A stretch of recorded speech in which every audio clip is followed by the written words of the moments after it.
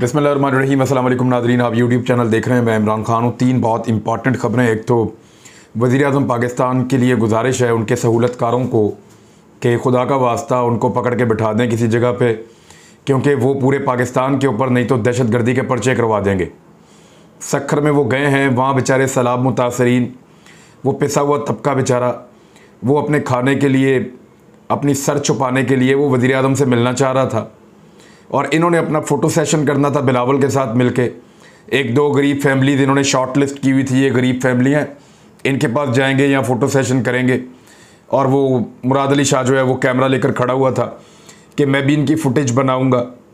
तो इन लोगों ने बाकायदा एक प्लान किया हुआ था, कुछ गरीब बच्चे, ख़वातीन, इस तरह के एक दो जगह इन्होंने शॉर्ट लिस्ट की हुई थी कि यहाँ पे वज़ीर-ए-आज़म आएंगे, बिलावल को लेकर आएंगे, वज़ीर आला सिंध भी आएंगे। तो जहाँ इन्होंने बंदोबस्त किया हुआ था वहाँ पे तो ये अपना फ़ोटो सेशन कर रहे थे, लेकिन जो असली मुतासरीन है उनको पता चला, वो लोग आए एहतजाज करने के लिए, तो उनको डंडों से पुलिस ने मारना शुरू कर दिया। जब उन्होंने कहा खाने के लिए कुछ नहीं है, हमारे पास रहने के लिए कोई जगह नहीं है, हमारे मवेशी बह गए हैं, जब उन्होंने ये बताना चाहा कि किस तरह बड़े बड़े सरदारों ने अपनी ज़मीनें बचाने के लिए हमारी ज़मीनें डबो दी हैं, तो उस वक्त उनके ऊपर लाठी चार्ज किया गया, उनको मारा गया, उनको गिरफ़्तार किया गया। वो बेचारे वहाँ एहतजाज करते रहे। उसके बाद दहशतगर्दी के पर्चे दिए हैं।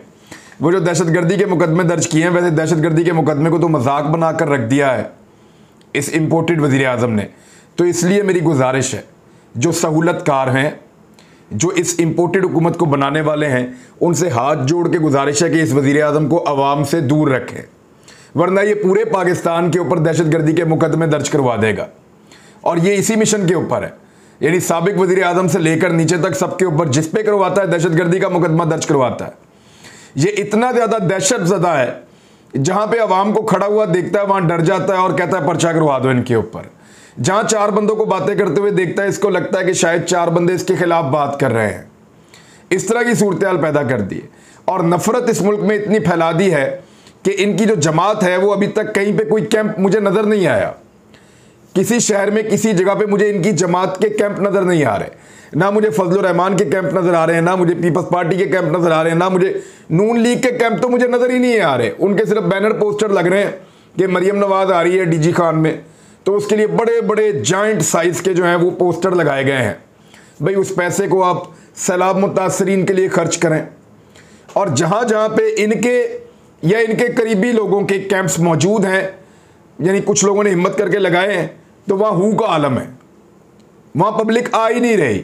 लोगों ने अपने आप को डिसएसोसिएट कर लिया है, अपने आप को दूर कर लिया इन लोगों से। जब आपकी क्रेडिबिलिटी जाती है ना, तो लोग ना आपको टैक्स देना चाहते हैं, ना आपको चैरिटी देना चाहते हैं। मुझे एक दोस्त बता रहे थे।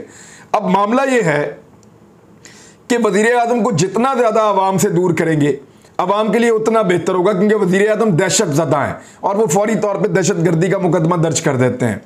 ये ज़रा खबर आप देखें।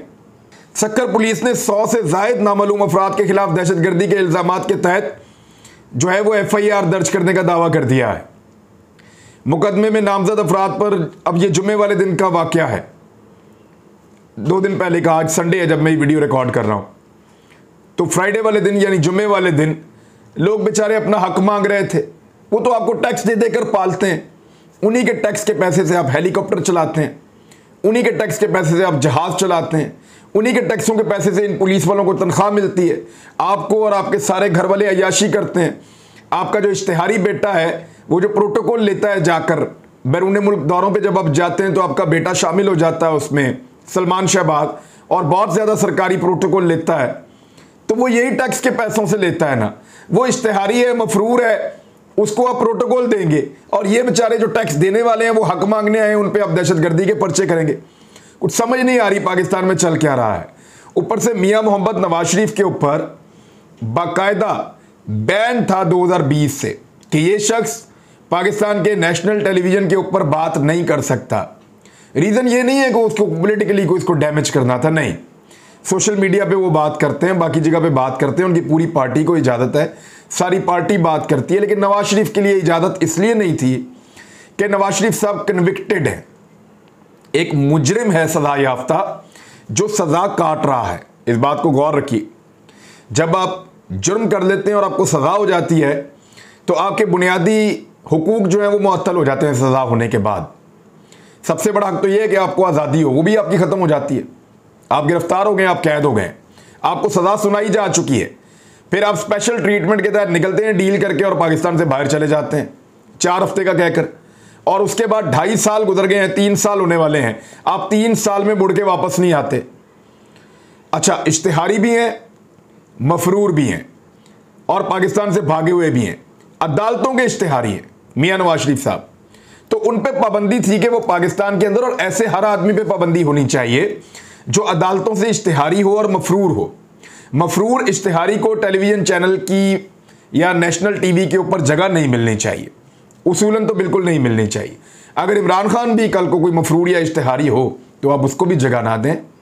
अगर मैं मफरूर और इश्तिहारी हूँ, मेरे ऊपर मुकदमे साबित हो चुके हैं, मैं सज़ा काट रहा हूँ और मैं अपनी जेल से भाग गया हूँ चक्कर दे के या जैसे भी, और मैं मफरूर इश्तिहारी हूँ, तो फिर मुझे नेशनल टीवी पे जगह नहीं दी जा सकती। ये फ़र्क है नवाज शरीफ में और बाकी लोगों में। लेकिन कोशिश क्या की जा रही है कि नवाज शरीफ और इमरान खान के साथ एक जैसा सलूक किया जाए। क्यों इमरान खान इश्तिहारी है? क्यों इमरान खान मफरूर है? क्या इमरान खान ने मनी ट्रेल नहीं दी थी? यानी इमरान खान के ऊपर तो उस नौइयत का कोई एक एलिगेशन भी नहीं है, सज़ा होना तो बहुत दूर की बात है। तो मियां नवाज शरीफ को दोबारा पाकिस्तान टेलीविजन ने ऑन एयर कर दिया पैमरा की पाबंदी के बावजूद। यानी एक तरफ एक आदमी पे पाबंदी है जिसके ऊपर कोई पाकिस्तान में इस नौइयत का केस नहीं है, कुछ साबित उसके खिलाफ नहीं हुआ, ना वो मफरूर है, ना वो इश्तिहारी है, हर अदालत के सामने आकर पेश होता है, ना वो पाकिस्तान से भागा हुआ है, उसको कहते हैं आप लाइव नहीं दिखा सकते। और एक तरफ दूसरा एक आदमी है जो जमीन आसमान का फर्क है, मफरूर भी है, इश्तिहारी भी है, भागा हुआ है पाकिस्तान से, अदालतें उसको ढूंढ रही हैं, इश्तिहारात उसके छप रहे हैं, और वो आपको कहां मिल रहा है? नेशनल टेलीविजन के ऊपर। पाकिस्तान टेलीविजन ने उसको दिखाया, उसकी तकरीर को सुनाया, और ये सैलाब के बहाने किया गया है। यानी सैलाब के बहाने मियां नवाज शरीफ को जो है वो ऑन एयर किया गया है। लेकिन पूरे के पूरे पाकिस्तान के मीडिया को उससे पहले प्लान किया गया था, पूरे के पूरे पाकिस्तान के मीडिया को तैयार किया गया था कि जैसे ही नवाज शरीफ ऑन एयर आए आप सबने दिखाना है। जानबूझकर पाकिस्तान की तमाम स्क्रीनों पे दिखाया गया है। यह साबित करने की कोशिश की गई है कि यहां पे ताकतवर का कानून होगा। अच्छा, नवाज शरीफ को ऑफ एयर क्यों किया गया था? जिस वक्त ये ऑफ एयर हुए थे तो उसका भी रीजन आप सुन लें। यानी आरिफ हमीद भट्टी, जिसके ऊपर कोई पर्चा, कोई मुकदमा, कोई करप्शन, कुछ नहीं, वो ऑफ एयर है, मैं भी ऑफ एयर हूं, साबिर शाकिर ऑफ एयर है, अरशद शरीफ ऑफ एयर है। हम लोग तो पाकिस्तान के अंदर है, पाकिस्तानी लोग हैं भाई, हमारे ऊपर कोई मुकदमा भी नहीं है, हमें ऑफ एयर कर दिया, मफरूर इश्तिहारी को ऑन एयर कर दिया। ये रिजीम चेंज ऑपरेशन के समरात हैं जो पाकिस्तान को मिल रहे हैं। पाक फौज को गालियां देने, पाक फौज के खिलाफ साजिशें करने के नतीजे में नवाज शरीफ साहब के ऊपर यह बैन प्रॉपर तरीके से लगा था। क्या दिलदारी सिर्फ गिल ने की है, फजल रहमान ने नहीं की? क्या दिलदारी नवाज शरीफ ने नहीं की? क्या दिलदारी मरियम नवाज ने नहीं की? क्या दिलदारी बाकी लोगों ने नहीं की? वो जो किया है क्या वो उसने किया है, शहबाज गिल ने किया है? और क्या कार्रवाई सिर्फ शहबाज गिल के खिलाफ होनी है? यानी मैं तो हैरान हो जाता हूं कि इस मुल्क के अंदर 2 कवानीन है, इसको दबा दो, उसको बचा लो। Very unfortunate. अब इसके ऊपर जो है वो बड़ी ले दे हो रही है और बड़ा रोला पड़ा हुआ है कि नवाज शरीफ को किसने बोलने दिया और बोलने की इजाज़त कैसे मिली। इनके ऊपर तो पैमरा का बैन था। अब पैमरा को जवाब देना चाहिए, पैमरा को बताना चाहिए कि जनाब ये बंदा कैसे बोल गया टीवी के ऊपर आके। ना सिर्फ पीटीवी पे चल गया बल्कि सारे टीवी चैनल पे एक साथ चल गया, सबने पैमरा का रूल वायलेट कर दिया, बंद कर दो सारे टीवी चैनल फिर। और उधर इमरान खान को जानबूझकर डिस्करेज किया जाता है और बोलने से रोका जाता है, जिसके साथ पूरा पाकिस्तान है। जहां जहां इमरान खान या उसकी जमात ने कैंप लगाए वहां पर रश लग गया। लोग अपने घरों का सामान लाकर वहां पे रख रहे हैं, लोग आटा, चीनी, दालें, घी, हर चीज़ वहां पहुंचा रहे हैं, लोग कपड़े पहुंचा रहे हैं, खैमे पहुंचा रहे हैं, मच्छरदानियां पहुंचा रहे हैं, हर चीज़ लोग वहां पे फराहम कर रहे हैं। जिस जगह पे इमरान खान साहब का कैंप लगता है या उनकी फ़ोटो लगती है, और जिस जगह पे इनमें से किसी की फ़ोटो लगती है, लोग वहाँ एहतजाज शुरू कर देते हैं, लोग वहाँ पे जो है वो प्रोटेस्ट शुरू कर देते हैं। लोग कहते हैं शक्लें गायब करो यहाँ से। इतने गुस्से में है लोग इनके ऊपर, और गुस्से में क्यों ना हो, इन्होंने फिर बिजली की और गैस की कीमतें बढ़ाने का फैसला कर लिया है।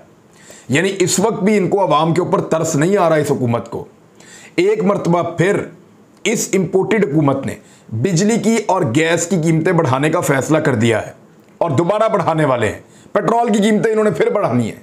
सब्जियां और फल लोगों की पहुंच से इसलिए बाहर हो गए हैं कि अब ये सैलाब के बाद और सैलाब के बहाने बड़ी तबाही फिरनी है इन चीज़ों के ऊपर भी। मेरी गुजारिश है तमाम सूबाई हुकूमतों से, हुकूमत सिंध को छोड़ के, क्योंकि उन्होंने तो सुननी नहीं है, बाकी सूबाई हुकूमतों से मेरी ये गुजारिश है कि जो जो दुकानदार इस मौके से फ़ायदा उठाने की कोशिश करता है, कोड़े मारो, उनको पकड़ के सजाएं दो, जेलों में बंद करो उन सारों को जो इस मौके से फ़ायदा उठाने की कोशिश करता है कि सैलाब आया हुआ है, 4 पैसे में ज़्यादा कमा लूँ। यानी ये तो एक साहब कह रहे थे कि अगर खुदा ना खास्ता कल क़यामत हो तो आज ये तस्बीहें और जानमाज़ें महंगी कर देंगे। सैलाब के बाद एक और मुसीबत पैदा होने जा रही है कि जो जानवर हैं वो बहुत बड़ी तादाद में हलाक हो गए हैं और उनके अंदर बीमारियां फैल रही हैं। गोश्त की और दूध की बहुत किल्लत होने वाली है उन इलाकों में जहां पे सैलाब आया है। दुनिया से इमदाद आ रही है, रेड क्रॉस ने बहुत बड़ी इमदाद दी है, लेकिन इस वीलॉग का जो सबसे बड़ा मुद्दा है वो अब मैं आपके सामने रखने जा रहा हूं और ये बड़ा अनफॉर्चुनेट है। ये अफ़गान तालिबान ने एक पैगाम दिया है और एक इंकशाफ किया है और उनका इल्ज़ाम है पाकिस्तान के ऊपर एक, और ये वो इल्ज़ाम है जिसका जवाब पाकिस्तान की हुकूमत ने, पाकिस्तान की वजारत ख़ारजा ने या पाकिस्तान की ISPR ने अभी तक इसका जवाब नहीं दिया था। हमें यह बताया गया था कि पाकिस्तान की सरजमीन किसी मुल्क को इस्तेमाल करने की इजाज़त नहीं दी गई।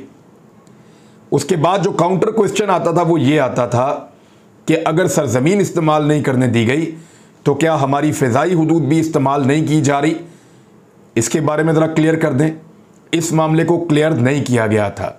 ज़रा खबर मैं आपको एज इट इज़ पढ़ के सुना देता हूँ, बल्कि मैं इस खबर को यहाँ पढ़ रहा हूँ एक्सप्रेस न्यूज़ से ताकि आपके सामने हवाला रहे। हसास मामला है। तालिबान के कायम मकाम वज़ीर दिफा ने इल्ज़ाम आयद किया है कि पाकिस्तान ने अमरीकी ड्रोन्स को अफ़गानिस्तान तक रसाई देने के लिए अपनी फ़िज़ाई हुदूद इस्तेमाल करने की इजाज़त दी है। अल जज़ीरा की रिपोर्ट के मुताबिक कायम मकाम वज़ीर दिफा मुल्ला मोहम्मद याकूब ने काबुल में एक न्यूज़ कॉन्फ्रेंस में सहाफ़ियों को बताया कि अमरीकी ड्रोन पाकिस्तान के रास्ते अफ़गानिस्तान में दाखिल हो रहे हैं। उन्होंने कहा कि हमारी मालूमात के मुताबिक ड्रोन पाकिस्तान के रास्ते अफ़गानिस्तान में दाखिल हो रहे हैं। वो पाकिस्तान की फ़िज़ाई हुदूद इस्तेमाल करते हैं। हम पाकिस्तान से कहते हैं कि अपनी फ़िज़ाई हुदूद हमारे ख़िलाफ़ इस्तेमाल ना करें। दूसरी जानिब पाकिस्तान की वज़ारत ख़ारजा ने फ़ौरी तौर पर तबसरा करने से गुरेज़ किया है। अच्छा, इससे कबल पाकिस्तानी हुकाम ने जो पहले ड्रोन हमला हुआ था जिसके अंदर अहमद ज़वाहिरी को मारा गया था, इसमें मुलव्वस होने या इसके बारे में इल्म होने की तरदीद की थी पहले पाकिस्तान ने, और अब अमेरिकन भी खामोश हैं, पाकिस्तानी भी खामोश हैं। लेकिन अब तालिबान बोले हैं और उनका ये क्लेम है कि पाकिस्तान की फ़िज़ाई हुदूद इस्तेमाल हो रही हैं अफ़गानिस्तान के अंदर ड्रोन्स को पहुंचाने के लिए। एक बहुत बड़ा एलिगेशन है और इसके बड़े असरात हो सकते हैं पाकिस्तान के ऊपर। पाकिस्तान पहले ही एक दहशतगर्दी की बड़ी खौफनाक जंग में से निकला है और हमने दहशतगर्दी की जंग का हिस्सा बनकर कोई 80,000 लाशें कंधों पे उठाई हैं। पाकिस्तानियों ने बड़ी कुर्बानियाँ दी हैं, स्कूलों के बच्चों से लेके औरतों तक, ख़वातीन जो बाज़ारों के अंदर मौजूद थी वहाँ तक, और इवन जो है वो आम लोगों के ऊपर अटैक किए गए, फोर्सेस पे अटैक किए गए और पुलिस पे, फ़ौज पे और कई महकमों के अंदर अटैक किए गए। हमारे सियासतदान जो हैं उनको भी जाँ बहक हुए, वो शहीद हुए। तो ये सारी लड़ाई के अंदर पाकिस्तान ने बड़ा नुकसान उठाया है। और अब बार बार जब ये सवाल पूछा जाता था कि क्या पाकिस्तान ने ड्रोन हमलों में मदद की है, तो सिर्फ ये जवाब आता था कि पाकिस्तान ने अपनी सरजमीन नहीं दी। तो ये सवाल जब दोबारा किया जाता था कि क्या हमने फ़िज़ाई हुदूद इस्तेमाल करने दी हैं, तो उसका जवाब नहीं आ रहा था। रजीम चेंज ऑपरेशन मुकम्मल होने से पहले इमरान खान साहब बारहा ये बता चुके हैं कि उनके ऊपर बहुत दबाव है कि वो ड्रोन्स को या अमेरिकन को ज़मीनी या फ़िज़ाई फैसिलिटीज़ फराहम करे। लेकिन पाकिस्तान के उस वक्त के वज़ीर-ए-आज़म इमरान खान साहब ने एब्सोल्युटली नॉट कहा था। उन्होंने कहा था ना तो मैं अड्डे दूंगा और ना मैं फ़िज़ाई रास्ता दूंगा, क्योंकि मैं अपने लोगों को एक नई जंग में नहीं झोंक सकता। उसके बाद उनकी हुकूमत ख़त्म हो गई, एक पूरा रजीम चेंज का ऑपरेशन हुआ और अब तालिबान की जानिब से ये इल्ज़ाम आया है कि पाकिस्तान की फ़िज़ाई हुदूद को अफ़गानिस्तान के ख़िलाफ़ ड्रोन हमलों के लिए या ड्रोन्स को वहाँ पहुँचाने के लिए इस्तेमाल किया जा रहा है। It is very serious. मेरे ख्याल में हुकूमत पाकिस्तान को और पाकिस्तान के ISPR महकमा सबसे ज़्यादा वैलिड वो इसका जवाब दे सकते हैं। इनको इस पे जो है वो बताना चाहिए कि अफ़गान तालिबान गलत बयानी से काम ले रहे हैं, इस इंफॉर्मेशन के अंदर सदाकत है या नहीं, वो इसके ऊपर बात कर सकते हैं। अब तक के लिए इतने, अपना ख्याल रखिएगा, अपने इस चैनल का भी। अल्लाह हाफ़िज़।